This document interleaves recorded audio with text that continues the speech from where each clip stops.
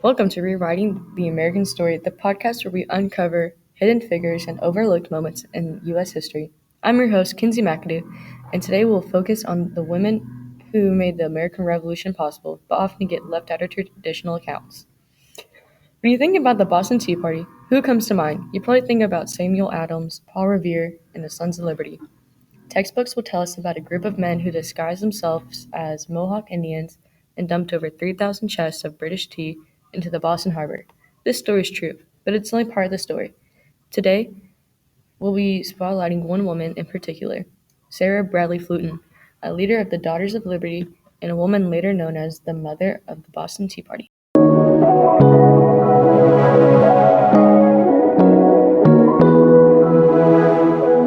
Before we discuss Fluton's role, let's go back to where the story really begins, not in 1773, but in 1765.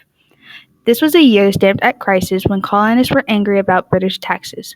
Women in Boston formed a group that we now call the Daughters of Liberty. Unlike the Sons of Liberty, this was a network of wives, daughters, servants, and businesswomen. Historian Alan Brinkley says that protest success depended heavily on cooperation of women who were primary consumers of British manufactured goods. Why is that important? Because women were the ones buying the goods the British taxed. They controlled the household economy. So women just didn't support the boycott, they actually made it happen. They vowed to avoid imported teas and fabrics. They held spinning bees where groups of women gathered in public to spin cloth. It wasn't just a craft, it was a protest. The Boston Broadside proudly stated that the Daughters of Liberty would wear no imported clothes and would spin and weave their own.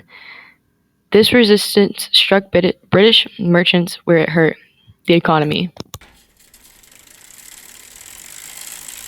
These actions might not seem dramatic, but they financially harmed British merchants and kept protests alive when the male colonists backed down. By 1770, the resistance grew stronger. Women were no longer just supporters, they became central to the movement. They gathered information about British patrols and troop movements, quickly spreading the news across the city.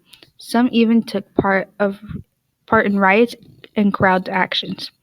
Historians Shy and Tyndall write that women of all classes participated, taunted redcoats, and sometimes even joined riots. They also turned their homes into safety houses, storing smuggled goods and protecting members of the Sons of Liberty. Women were building a covert political network. Now let's focus on one woman in particular, Sarah Bradley Fluton.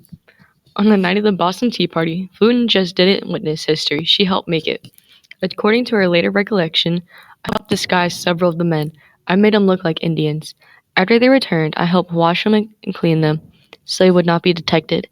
Imagine that night, the harbor, the ships, the fear of arrest or execution.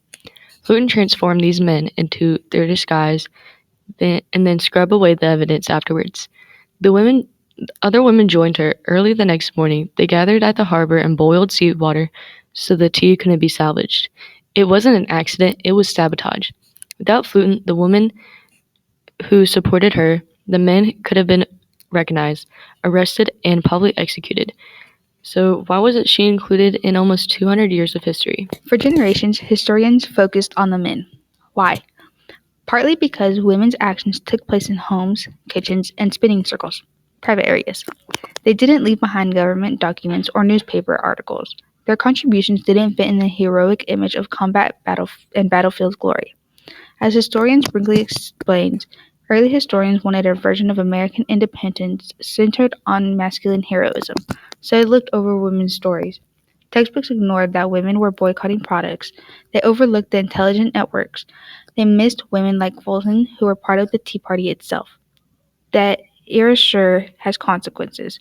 That makes us forget how revolutions truly work, not just through famous names, but through entire communities working together. When we include Sarah Bradley Fluton in the story, we see a different version of the revolution. It wasn't just the Sons of Liberty, it wasn't just the Founding Fathers, it wasn't just the speeches and battles.